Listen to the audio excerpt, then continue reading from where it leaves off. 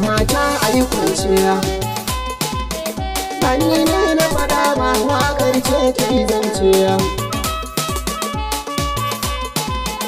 Yan mata a yi kwanciya bani ne na faɗa ba waƙar ce ta yi zanciya. Yau ga sabon zance yan mata a yi kwanciya. Ga launin wata waka mai taken a yi kwanciya. Waka ta rawa ce matakar financiya. Wacce ba ta da bodi ko ta nemi burediya. Ai ana hada mata don a samu hujja. Ke gidan saki danja mata kun birki saran gidan sai a yi kwanciya. Dare mahutar bawa a kashe wuta aiwawa. Yau maza sun zama shirwa yan mata na kan gwiwa. Ashe dai yau ana abun mamaki. Ga mata ga maza suna musu maki. Ashe ma cikin gida ana yin yaki. Ai dole ashe ma mu je mu nemo doki. In ba doki cikin gida ba daki. In ba daki cikin gida ba aiki.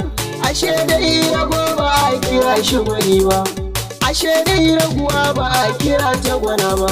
In yi girki na haban aminta in ci kaɗan ba.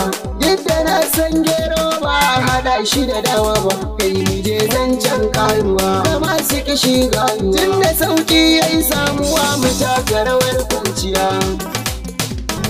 Garzali na miko kiɗa na doko ku taka da kafa.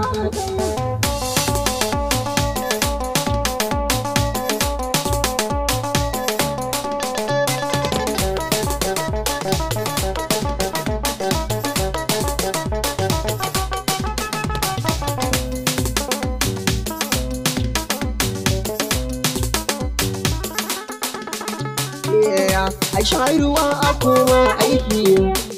Mu yau za mu kwana bakin aiki. Ashe dai jarumi shi ke iya yaƙi. Kai wane yaro ya sanya rigar saki. Tamu ba tasu bace ba irin tasu bace. Akwai wani zance da zan yi ban furta ba. Gyara kayanka haɓa kama da sauke mu raba ba. Tun da na yi kiɗa na haɓa zan ƙirin taka ba. To ku zo mata na san ba za ku ban kunya ba. In ka san ka saba abin da za ka yi arba. Ya kamata ka duba hankali ka yo kankan ba.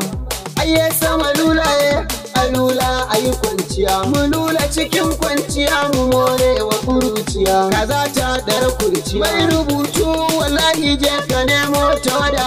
Feken alƙalamin ka samu allo ka rubuta. In dare ya yi sai ka samu dama ka karanta. Garzali na miko yau a nan zan barku da waka ta kuruciya.